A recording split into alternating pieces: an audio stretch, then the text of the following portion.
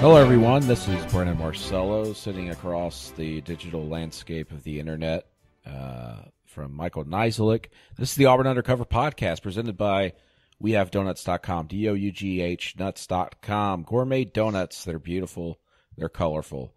They're available in Birmingham. Go to WeHaveDonuts.com for more information. You can also get them delivered to Prevail Union coffee shops in Auburn and Montgomery. Good stuff. Good donuts. They even do special things for corporate events such as donut walls. So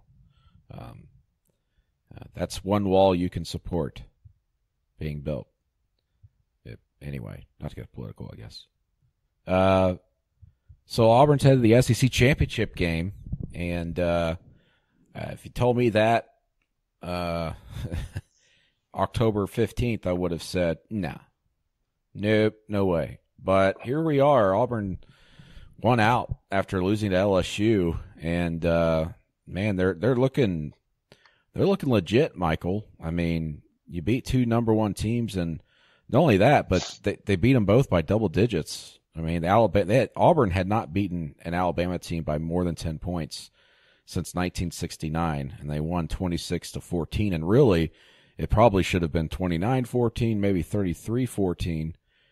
Just a really dominant performance in the trenches for Auburn, and now they're going to Atlanta for a rematch against Georgia in the SEC title game. Just were you surprised by the result in the Iron Bowl? Yeah, certainly. I think. I'd picked Alabama. I thought Jalen Hurts would do a little more, and he was really shut down. Just shows you how good that front four is, really, and. Kevin Steele said they didn't even really call many pressures, blitzes. They just let them kind of go to work, go to town, and they certainly did. Just really surprised that they were able to shut him down as much as they did, because I think that's where kind of the game was won. I don't think it's all that surprising that Auburn scored some points. 26 points, but 14 for Alabama. Man, that's pretty good for Auburn's defense. Yeah, and considering that Alabama came in, as, the number one, I think, scoring offense in the SEC.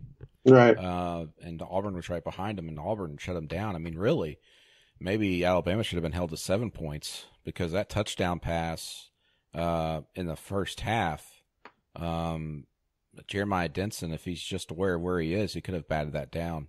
Yeah, it didn't look like he almost stopped playing. Like he heard a whistle or something. He just sort of stopped. It was very strange. But, yeah, I mean, that one really, the only time Alabama looked like Alabama was that first drive of the second half, and that was an outlier. Strange stuff. Yeah, I don't know if it was Alabama just getting away from that or Auburn took it away from them. But either way, I mean, credit Auburn's defense, because what they did is similar to what they did to Georgia quarterback Jake Fromm. They just frustrated him, and they forced Jalen Hurts to have to throw downfield, and that is not his strength. That is his weakness. And I think Auburn really exposed Jalen Hurts in that game Saturday night as far as his limitations, more so than any other team they faced this year, which is very interesting to me. Well, and you get a sense of just how fast the guys at the edge are. They lost contained once or twice, but man, Jalen Hurts looked to run a couple of times and just had nowhere to go. And he's a fast, big guy. Just couldn't do anything. Yeah, he's a guy that can. Like Jake Fromm, not gonna do that, but no. Jalen Hurts certainly can and wasn't able to. Just flat out wasn't able to. No. And as you said, that stat that Kevin Steele said Sunday night was amazing. They only brought pressure outside that front four twice. That's incredible. I mean, if I'm sure they would have blitzed more if Jalen Hurts wasn't mobile, but that just kind of shows you what they're capable of doing. Going forward. Whether it's the SEC championship game, a playoff game, or a New Year's Six game at this point. Auburn, of course, guaranteed 2 more games. But the big questions this week, of course, though, It was, everybody was celebrating the Iron Bowl, and then immediately Sunday morning, everybody's wondering, is Kerryon Johnson going to be okay? Auburn's star running back, he injured his shoulder a couple times in the second half, but the big one, of course, was late in the fourth quarter. Stretched his arm out. He got slapped a little bit, and he immediately just kind of went down. He even put his arm out a little bit, like trying to tell an Alabama tackler, like, don't hit me, dude, I'm going down.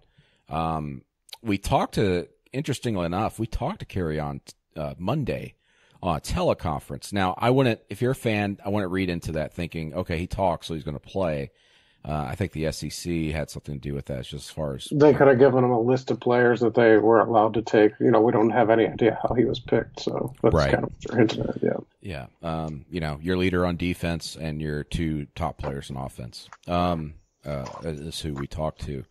But Kerryon kind of, he danced around it a little bit. I'm sure the coaches have even said, hey, let's not give them too many details. But also, I was told Monday afternoon that even the coaches aren't sure yet if he's going to play, but there is confidence that he'll be fine to play Saturday. They just don't know, and they're not comfortable enough to even kind of think that. So they're preparing as if Kerryon won't play just in case. But their hope is and their belief is that they will probably be able to get him back Saturday. Is what I'm told.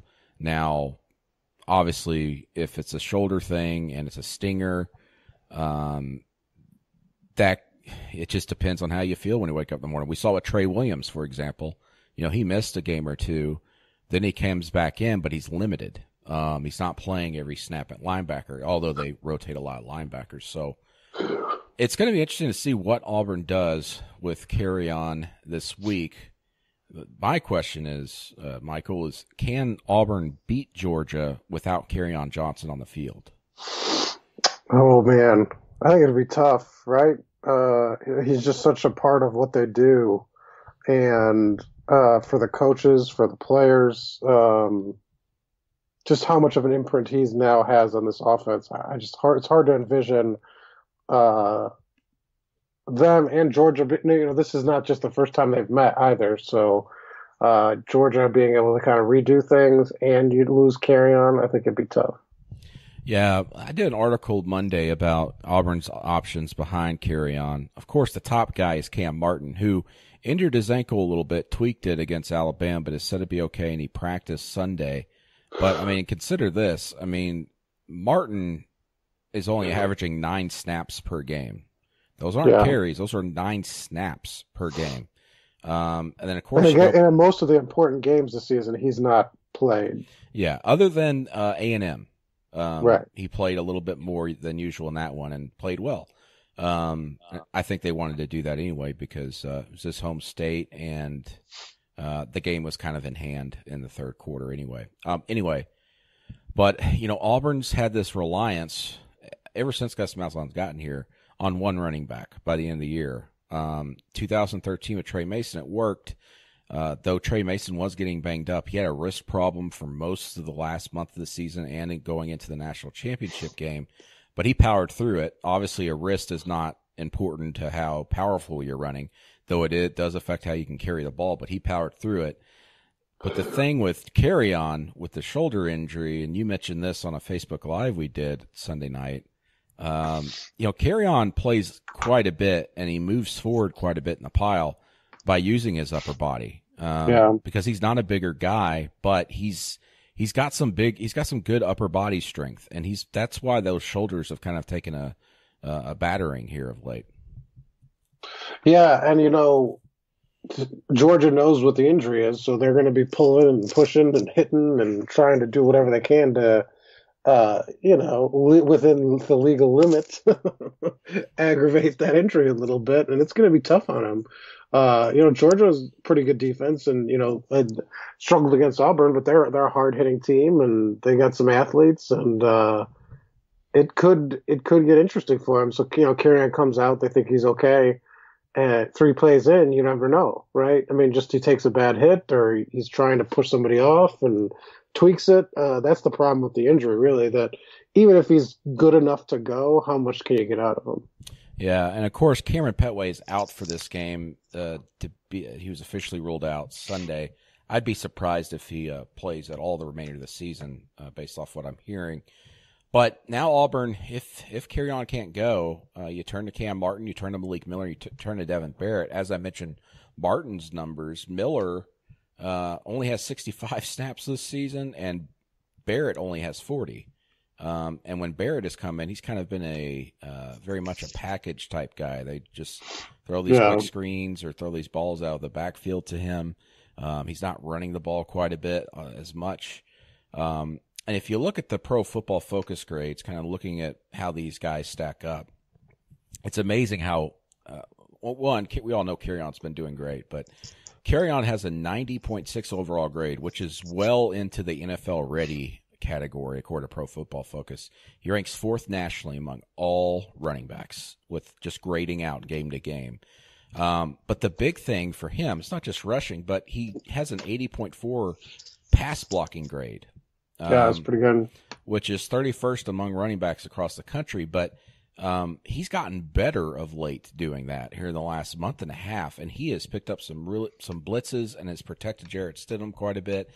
And I don't think Cam Martin, being the smaller guy he is, or Devin Barrett or Malik Miller can do that. In fact, you look at their pass blocking grades, it's 15 points lower. Right. Devin Barrett doesn't even register because he's yet to pass block. Well, it shows you just how confident the coaching staffs are in Kerryon, that to the detriment of, or not detriment, but just to they're not going to use anybody else, and they haven't had, and now that kind of puts them in a rough situation just because they probably don't have very much confidence in any of those guys as much as they do Kerryon to pass block. Well, I'll say this, there's obviously bad with this if Kerryon can't go. Then there's some good that maybe they can do some different things in the run game that they haven't quite done a lot that might catch Georgia off guard and attack some of their weaknesses. I will say this, Auburn did have some success running wide on Georgia. And, Cam and Barrett, and then obviously Eli Stove, we forget about him. He's a receiver, but they do a lot of jet sweeps with him. That's kind of what they could do as their strength. Cam Martin is really explosive, and if he gets going, I think he could be a very good running back. I just don't know if he's durable enough. Say he gets to carry 14 in that game. Is he, worn down? Does he still have that explosiveness? That's my question about him.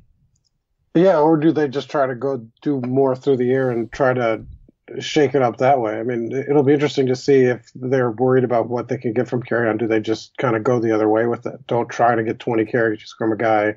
Just, do the passing game and use some of the guys that way too, because they do like those, screens and things like that and get people involved. So I was told by someone Sunday night that knows someone very powerful.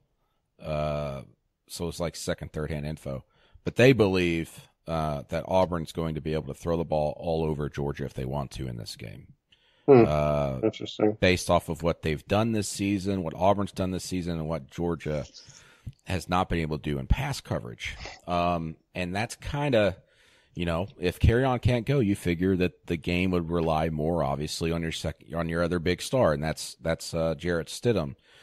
The question is can other receivers step up? I mean, Ryan Davis has been phenomenal. Darius Slayton's had some good games, but outside that, Auburn needs a guy like a Nate Craig Myers, even a Will Hastings, who's kind of fallen off the map other than that one catch in the Iron Bowl. They need a third guy to step up because it's very clear that if you defend those two guys very well in Slayton and Davis, you could really frustrate Auburn's offense. And if Johnson is not able to play and run the ball, that makes things even tougher on Jarrett Stidham. Oh, yeah. I mean, there's a clear pecking order. I mean, 69 catches for Ryan Davis. And Eli Stove has 27, but a lot of those are almost like handoffs because they're considered front passes. So, Will Hastings has 20 catches, but let me look how many he has. 4 going back 5 weeks, so he's basically not even averaging a catch a game going back to that LSU game. Right. And that was the last time he had more than one catch in a game. He's basically disappeared. So, I'd load up on Ryan Davis and just kind of watch Darius deep and try to let somebody else beat me. Because Kerryon's one of their best pass threats too. If he wasn't involved. He's got 21 catches this year, and a lot of them have come recently. So, because Nate Craig hasn't, like you said, stepped up to the point where other than blocking, you don't really see a role for him in the passing game very much. And ball security, we haven't talked about that. Ball security is so important. Kerryon Johnson's been fantastic this season doing that. And Cam Martin, one of the other knocks on him is ball security. He's a guy who fumbled in the offseason quite a bit. And I'll say this. I mean, Tim Horton's got a heck of a coaching job ahead of him this week going into this game, one way or the other, whether it's Kerryon's healthy or not. And it just what does it do to the coaching staff? Because sometimes Gus gets a little rattled when these things kind of happen, and he's been very good, obviously, at putting, letting Chip do whatever he wants and the game plans they've come up with, and it'd be interesting to see what happens here because this is a pretty big stage, obviously, and Kerryon is 75% of their offense almost, basically.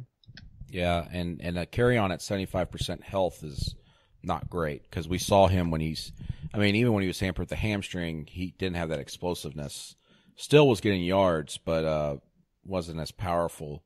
But they really need him on the field. And, I think Kerryon's going to try to play. They're going to try and put him out there. But there has to be a point where you go, we don't want to ruin this kid's future if he's too injured. But Kerryon's got to realize that too because Kerryon – I think if Kerryon's arm was like literally falling off, he'd probably still try to play. And the problem is we don't have any idea what the injury is. Right. Yeah, that's another thing. I mean, it is, guys, it's been really quiet, like trying to figure out info about this. He says it's banged up, but I mean, literally, that could mean it's broken. I mean, it's like he's not going to say one way or the other. It's like it could be separated shoulder, it could be collarbone, it could be just like you said, it banged up. But I mean, it could be obviously more serious, but I mean, we'll never know until after. Yeah. So that's the problem with trying to say maybe they'll get this, that, and the other. I mean, look, if he has a hurt collarbone, there's no way they're going to get much out of him. It's like that's a lot different than a shoulder. But different. I don't have any idea. I mean, that was the same hit, hit area where he got hit pretty good. Yes, he was drilled on that hit pretty good goal line. It was a clean hit, shoulder to shoulder. And he wasn't moving it much after that. Credit to him for staying in that game. But yeah, then he had to come out because he was in so much pain. So it'll be interesting. I was told today, but I'll share this. I was told today by one source that the injury is actually an old injury for him.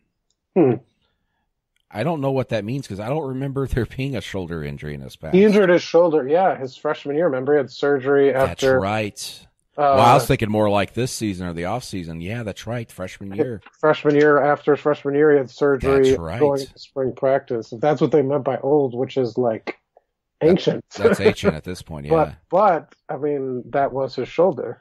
That's interesting.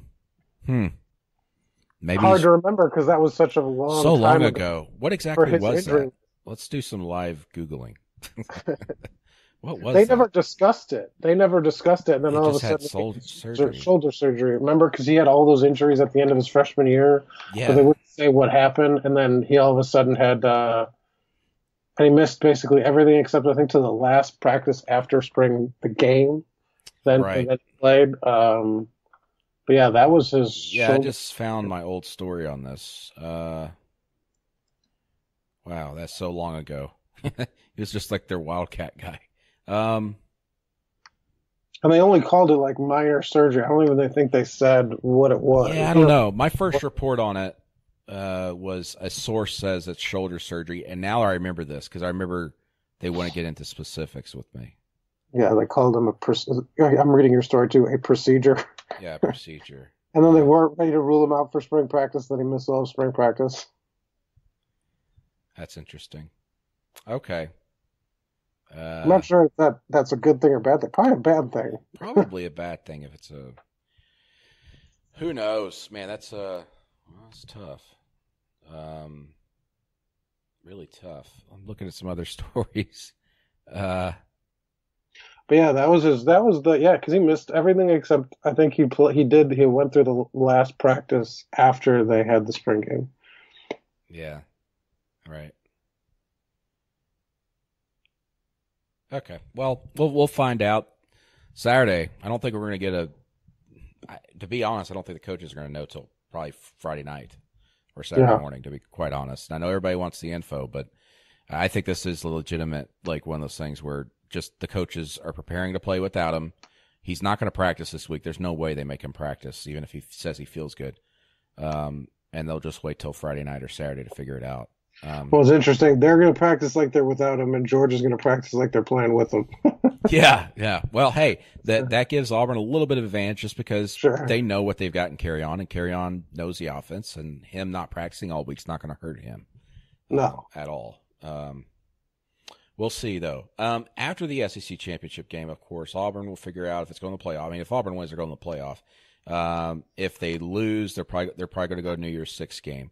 But immediately after that SEC championship game, going into next week, I think that's when we'll start finally hearing some information whether or not Auburn's really pushing hard to give Gus Malzahn a raise and or a contract extension. As it stands now, I spoke to Jay Jacobs Saturday after the game.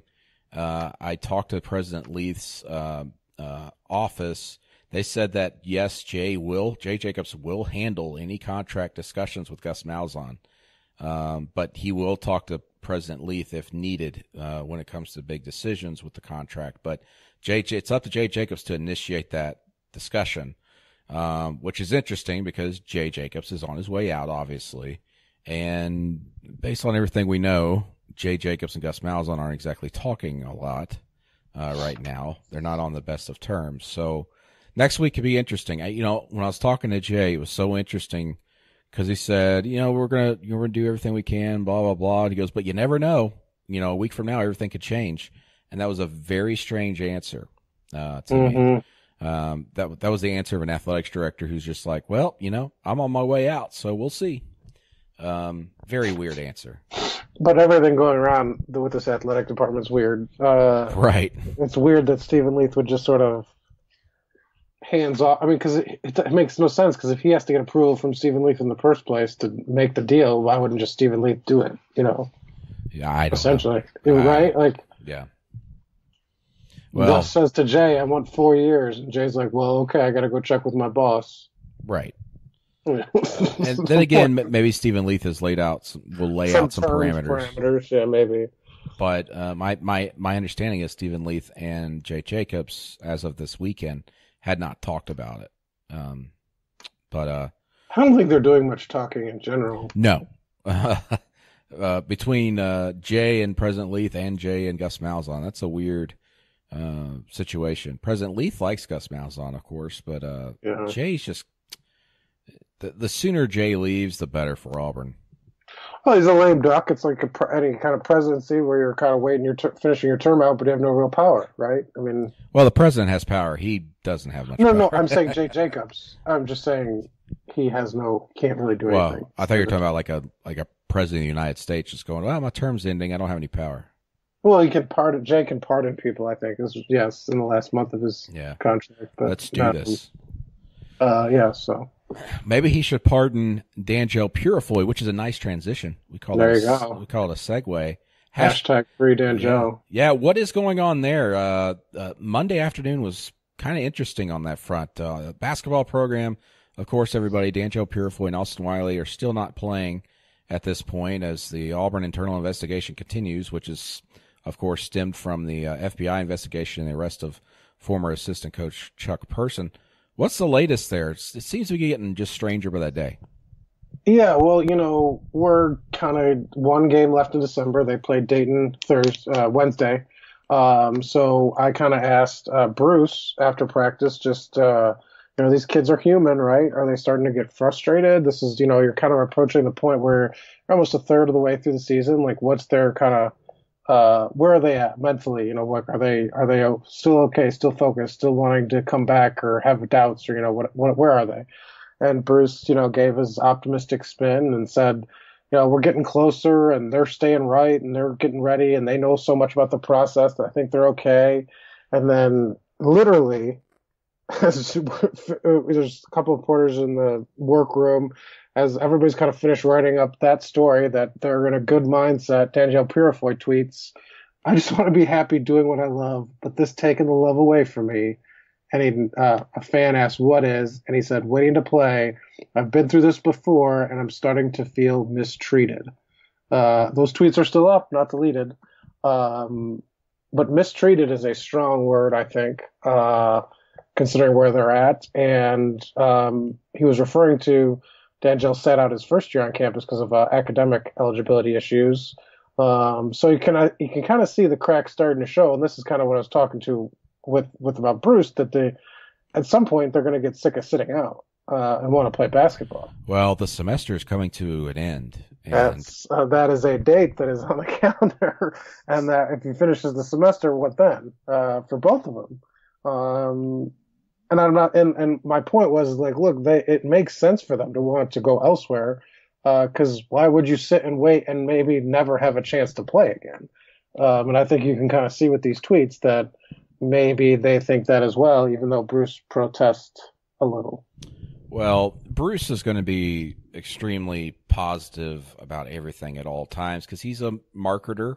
That's his background. That's what I said on the board when people asked about it. It's like, look, he's going to give the most positive spin at all times. Yes. And maybe part of him believes it, maybe.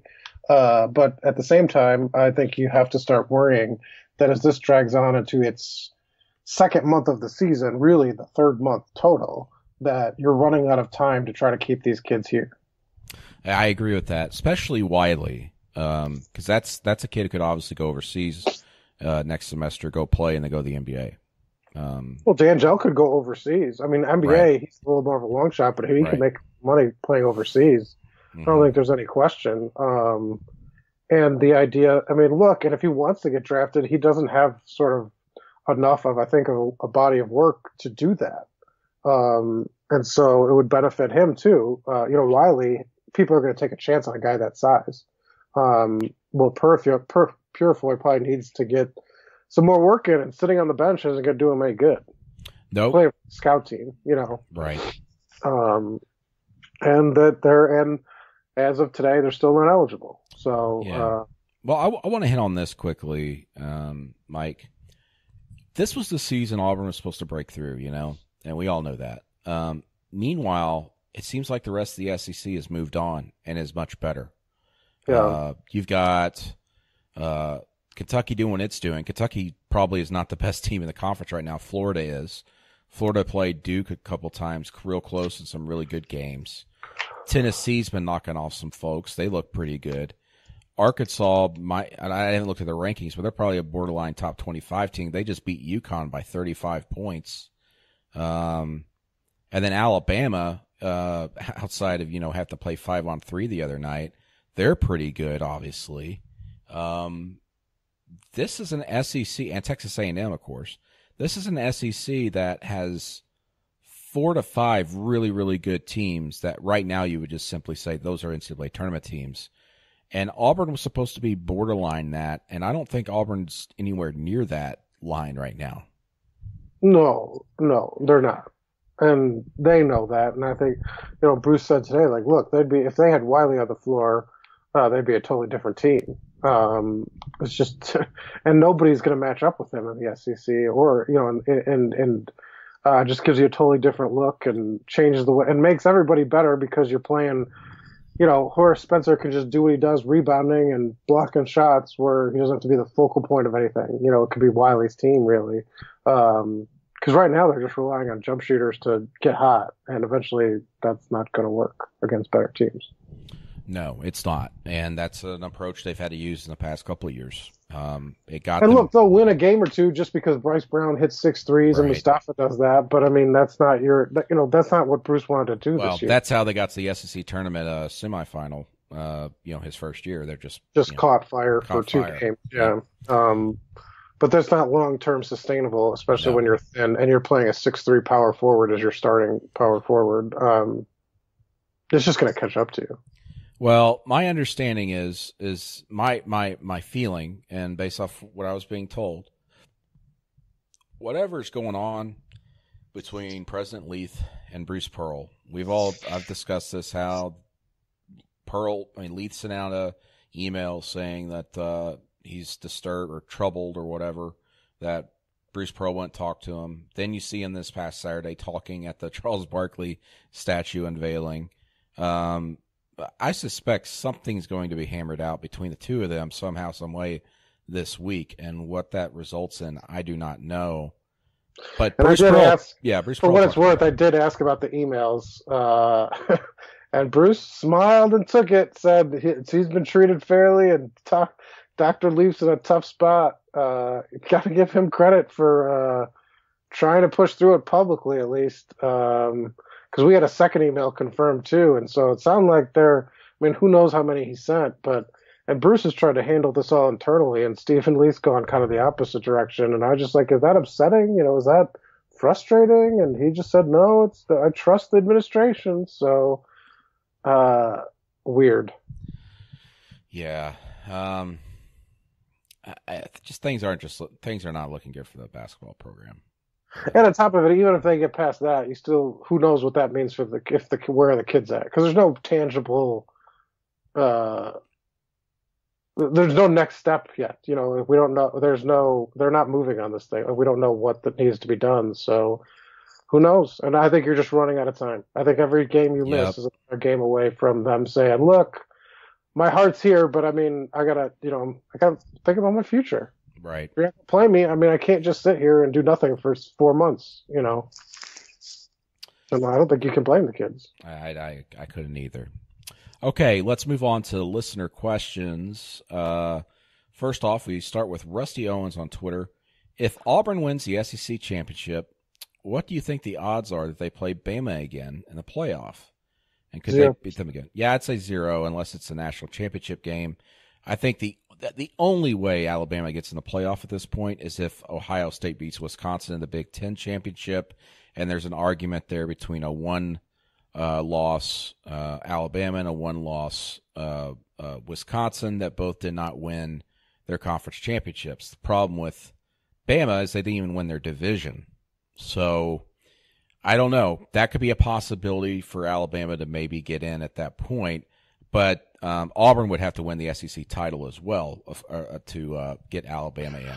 Well, and it would help them if Auburn would have to win. And then, if they could get like Clemson and Oklahoma and Wisconsin to all lose, maybe it opens up a slot. Because that could theoretically happen. They just need as much chaos as they can, except for Auburn. If Auburn loses, I think that sinks. Right, Alabama. They would need Auburn to win and everybody else to lose. You know what? We have not had a chaotic final championship weekend since the playoffs started. Maybe this is the year. Yeah. It could be also very easy. Whoever wins the SEC, and then if Clemson, Oklahoma, and Wisconsin all win, that's done. Right. It's easy. Right. It'll be interesting to hear what the Kirby Hoka of the playoff committee has to say Tuesday night on the second to last rankings before the championship games this coming week. Ben asked, hey guys, who do you think will get more yards in the rematch with Georgia? A banged up Kerryon Johnson or all of Georgia's running backs combined, who only had 46 yards against Auburn the first time? Of course, that's Sonny Michel and Nick Chubb. I'd say the two Georgia running backs. I'd take the field. Well, he didn't just say the two; he said all of them. So I'll take all of them. Right. Because listen, it's even Kevin Steele said this. It's going to be hard to duplicate what they did defensively against Georgia, especially against that running attack. 46 yards for Sonny Michel. And they can have a good game and limit those guys to 150, and Kerryon has 15 carries for 60. It's like there's a lot of space there for Auburn can still look good, and they could still outrun Kerryon by a wide margin. Yeah, exactly. Rusty asks, is Tennessee going to hire Gus? No. On a serious note, Rusty says, what happens if Georgia shuts down Ryan Davis? That's a great question, because Ryan Davis has not really been shut down when they have targeted him. And if they were to shut him down, I think that really hurts Auburn, and it makes them one-dimensional, to be quite honest. Well, like you said, you need somebody else to step up. And we haven't quite seen that other than Darius Slayton. No. So, if they shut him down and nobody else is consistent, then Auburn's in for some problems. Because, he's 11 for 11 on targets last week. And he's had, more than 6 catches half the games this year. So yeah, he's had a pretty good streak here. Justin asks, if Kerryon cannot play, will we see more Malik Willis packages? Maybe. for a play or two. Maybe you see him in a wildcat spot, but I don't think it's going to be he gets 10 snaps or something like that. Yeah, I mean, listen, he got a snap against Alabama, and that play could have worked if the blocking was better, but Auburn had quickly ditched that after that didn't work. So, right. Joe asked, do you see Auburn limiting Georgia to under 100 yards rushing? It's possible, but I find it difficult to see them being able to do it this time. It's going to be a different atmosphere. It's going to be a heavy Georgia atmosphere, and Georgia's going to make some adjustments. But don't doubt Auburn's defense. You know, they just continue to dominate. I mean, who knows? Joe Simmons asked, Cameron Petway's return is expected to be 4 weeks at the earliest. There's been any report on the injury being worse than thought. Like I said, he's not going to play in the SEC championship game, and I don't think he's going to play the rest of the year. Pretty definitive. Yeah, I that's my thought. Let's see what else we got here. If someone were to have a breakout game Saturday, who would I be? Asks Alex. Cam Martin, maybe. Yeah, I agree with that. I don't think there's going to be an opportunity for somebody crazy like a Marquise McLean, if that's kind of what he's asking, because they're way past that point in the season. Yep, I agree with that. Let's see if we got anything else. Nope, that's it. So, anything going on else that you want to talk about, Mike? No. No? My throat is on fire, so and I shut things down. I'm starting to get sick, too. I got a fever, so not good. Not great. Yeah. So, we might be hacking it up in our That's hotel room. It's going to be good. Saturday and Friday, whatever that is. Anyway, okay, so that's going to do it for this episode of the Auburn Undercover Podcast presented by WeHaveDonuts.com. Thanks for listening, everybody. We will return later this week, do another podcast after Auburn's upcoming basketball game, and, of course, as Auburn gets closer to the SEC championship game. Thanks for joining us. Go to auburnundercover.com for complete coverage.